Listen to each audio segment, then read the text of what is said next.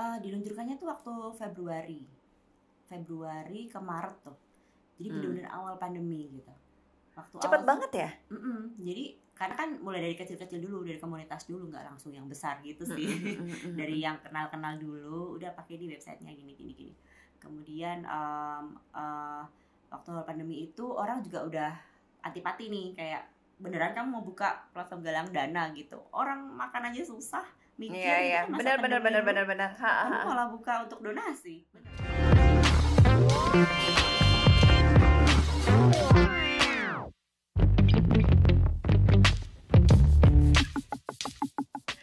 Hai, apa kabar? Ketemu lagi di acara podcast Saya Hebat bersama saya Arleta Danisworo. Ini adalah podcast Yayasan Kanker Anak Indonesia, di mana saya akan ketemu dengan para tamu yang inspiratif. Dan hari ini saya telah kedatangan seorang perempuan cantik bernama Agnes Yulia Fitriani. Apa kabar Mbak Agnes? Halo, kabar baik. Nah, kalau Anda bisa melihat kaosnya itu tertera ayobantu.com. Jadi Agnes ini adalah founder dari ayobantu.com gitu ya. Apa sih ayobantu.com itu? Nah, itu pertanyaannya. Oke. Sekilas mengenai ayobantu.com. Ayobantu.com itu adalah sebuah platform, atau saya sebutnya sih jembatan ya. Okay. Platform galang dana dan berdonasi untuk para yayasan, kemudian para donatur yang mau menyumbang, itu nanti kami sampaikan kepada yayasan mitra. Makanya tadi saya sebutnya Ayo Bantu adalah sebagai jembatan. Tapi ngomong-ngomong nih, itu dari mana sih asal muasalnya ceritanya sampai gue mau bikin ayobantu.com? Oke, dulu memang gimana ya, dulu memang sering terlibat nih sama yayasan gitu untuk membantu gitu. Kemudian di satu sisi saya suka banget olahraga. Terlihat dari badannya yang fit gitu ya, terus luar kulit ya. Kering. Kalau orang lari tuh bilang itu kering banget gitu ya. Nggak ada lemak-lemaknya kalau dia sih. Jadi kering. Oke, karena suka olahraga tadi, karena kan ya olahraga tuh lari, saya suka sepeda juga, saya suka triathlon juga, lari, sepeda dan berenang. Jadi tuh komunitasnya banyak gitu. Komunitas lari ada, komunitas sepeda juga ada, bahkan komunitas triathlon juga ada gitu. Dan di komunitas tersebut mereka tuh suka banget kayak baksos gitu, bakti sosial lah ya. Suka galang dana, kemudian bareng-bareng nih, misal sesimpel aja ada temen yang kecelakaan, mereka juga terkadang tuh suka banget ngumpulin sedikit dana yang dikumpulin untuk bantu gitu, entah itu untuk biaya rumah sakit dan lain-lain. Nah, namun seiring waktu tuh kayak kok ribet ya, ini tuh harus dikumpulin ke satu rekening dan rekening pribadi pula. Kemudian gimana ya, mempertanggungjawabkannya tuh agak ribet gitu, sedangkan kan kita sibuk lah ya, maksudnya untuk ke situ tuh kayaknya makan waktu banget. Nah, disitulah makanya saya ada inisiatif untuk bikin sebuah platform, yaitu ayobantu.com ini sebagai solusinya, di mana teman-teman komunitas ini dengan mudah bisa berdonasi. Kemudian untuk yayasan juga saya ada beberapa yang kenal, jadi saya sebagai penyambungnya gitu, sebagai jembatan tadi sekali lagi. Kemudian teman-teman juga gampang banget tinggal masuk ke website ayobantu.com, terus memilih campaignnya yang mau didonasiin itu apa. Kemudian untuk berdonasi juga sangat mudah, karena untuk metode pembayaran juga bermacam-macam ya, mulai dari dompet digital, siapa sih sekarang yang punya dompet digital gitu, kemudian virtual account, transfer juga bisa, bahkan kartu kredit pun bisa gitu kita terima. Jadi memudahkan teman-teman untuk berdonasi dan memudahkan teman-teman untuk melihat update laporan penyaluran donasinya sampai mana sih gitu. Jadi nggak perlu tuh kita blasting satu persatu japri di grup gitu, agak ribet. Jadi kalau mau lihat sampai mana donasinya atau terkumpul berapa, sesimpel tinggal buka ayobantu.com gitu. Oke. Tapi ada kayak waktu itu, karena kan awalnya sering terlibat di yayasan dan lain sebagainya gitu ya, jadi sering-sering bantu, makanya tercetuslah ide ini. Ini sendiri atau bersama teman-teman atau gimana nih? Nggak mungkin sendiri sih. Pasti ada tim. Dan sedikit cerita nih mengenai tim itu, waktu awal kita kan dibangunnya tuh di masa pandemi nih. Dengan sesama teman-teman penyuka olahraga juga harus bangun sebuah tim. Ya ada tim IT, karena saya kan nggak bisa coding ya. Untuk bikin website juga harus ada tim IT-nya. Kemudian tim segala-galanya itu di masa pandemi itu yang paling challenging paling challenging banget, karena kita kan harus menyesuaikan ya. Waktu itu Zoom meeting, sekarang sih udah normal, udah biasa banget, tapi waktu dulu awal-awal aduh riuh banget. Iya riuh. Kita masih adaptasi segala sesuatunya. Terus jadi setelah berapa lama akhirnya prosesnya tuh berapa lama sampai akhirnya ayobantu.com diluncurkan? Diluncurkannya tuh waktu Februari ke Maret tuh. Jadi benar-benar awal pandemi gitu. Cepet banget ya? Jadi karena kan mulai dari kecil-kecil dulu, dari komunitas dulu, nggak langsung yang besar gitu sih. Dari yang kenal-kenal dulu, udah pakai di websitenya gini. Kemudian waktu awal pandemi itu orang juga udah antipati nih, kayak beneran kamu mau buka platform galang dana gitu, orang makan aja susah mikir. Iya benar. Kamu malah buka untuk donasi, beneran nih. Jangan salah, ternyata orang Indonesia tuh memang gimana ya, orang Indonesia tuh emang bener banget itu bener banget. Mau sesusah apapun ternyata orang tuh kalau didonasi tuh mereka dengan sukarela loh. Mau berapapun ya, kita di luar masalah jumlah atau apa, tapi untuk berbaginya tuh luar biasa loh. Luar biasa, emang udah udah culture-nya orang Indonesia kali ya, suka bantu gotong royong gitu. Dan ternyata malah gimana ya, aku juga nggak nyangka gitu. Waktu itu kan awal-awal dulu kan APD untuk tenaga medis ya, masker untuk di teman-teman kita di Papua gitu. Dan lumayan besar loh untuk terkumpulnya waktu itu ya saya bilang sih puluhan juta, tapi menurut saya besar gitu. Jadi nggak besar lah itu puluhan juta tuh. Iya makanya jadi kayak wah, ternyata orang Indonesia nih walaupun sesusah apapun tadi yang Mbak Eta bilang tetap suka bantu. Sesuai dengan namanya ayobantu.com. Iya benar. Kita adalah orang-orang yang senang membantu orang lain. Apapun kondisinya gitu ya. Itulah memang luar biasanya orang Indonesia. Nah, jadi sekarang nih, kalau dulu kan masih kecil-kecil komunitas. Nah, kalau sekarang sudah mencakup kemana aja nih ayobantu.com? Oke, kalau sekarang bukan hanya komunitas olahraga, tapi kita juga menerima bantuan CSR. Kemudian secara individual, teman-teman yang butuh galang dana itu juga datang ke Ayobantu. Kemudian itu sih. Oke. Kalau misalkan kita mau misalnya nih dengan ayobantu.com, itu prosesnya gimana? Pasti semudah seperti kita membantu orang lain kan pastinya. Kalau jujur aja, kalau mau galang dana di Ayobantu itu sedikit rumit sebenarnya. Oh sedikit rumit. Salah nih ternyata. Kenapa bisa sedikit rumitnya? Karena untuk menggalang dana itu kan membutuhkan kepercayaan yang besar ya. Betul. Maksudnya uang, kita kan galang dana, minta uang untuk donasi, uang itu adalah amanah gitu. Betul. Sebisa mungkin Ayobantu itu ribet di awal nih. Ribet di awal, namun saat pencairan mudah saja gitu. Namun awalnya emang harus melewati beberapa proses. Di website kami itu ada beberapa verifikasi. Untuk individu juga semuanya tuh harus lengkap ya. KTP, kemudian selfie dengan KTP harus sama gitu. Nomor rekeningnya juga harus sama juga gitu. Dan beberapa surat pernyataan yang nantinya itu untuk mengamankan uang amanah ini gitu. Yayasan juga begitu, kami minta semua aktanya dan bahkan NPWP-nya semuanya. Betul, kita minta semua. Agar ini ya, agar tidak disalahgunakan gitu ya. Ini kan soalnya masalahnya uang, jadi nggak apa-apa lah ribet sedikit, yang penting aman. Ribet di awal aja kok. Ya ribet di awal aja. Tapi setelahnya sih gampang. Mudah. Makanya mungkin karena itulah YKAI mau bekerja sama dengan ayobantu.com gitu. Nah itu awal mulanya bisa kerja sama dengan YKAI itu gimana ceritanya?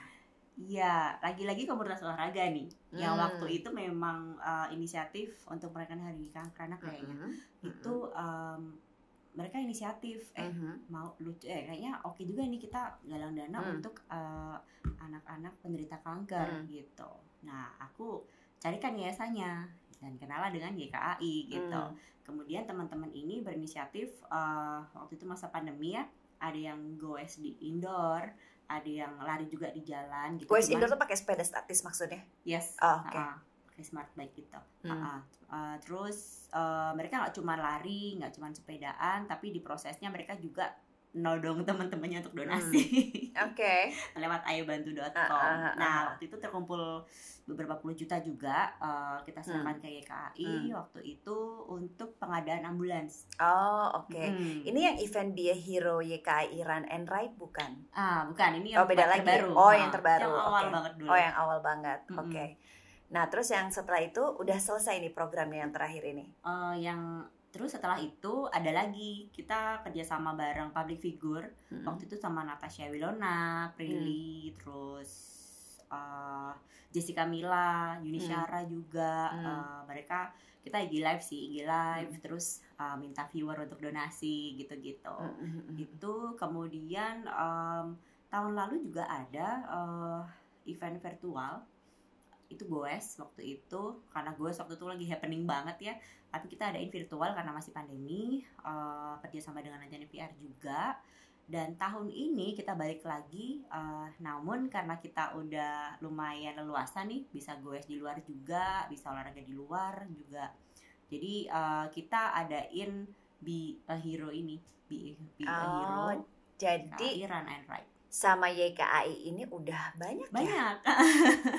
Ini udah berapa? Banyak. Lebih dari 2 sih yang pasti. Iya. Ini berarti keempatnya. Program keempatnya. Kayaknya ini nih bakalan sepanjang masa nih. Ya harapannya gitu ya, sustain setiap tahun kita ada gitu. Jadi berkelanjutan lah. Udah pernah ketemu sama anak-anak? Udah, tapi yang kanker survivor.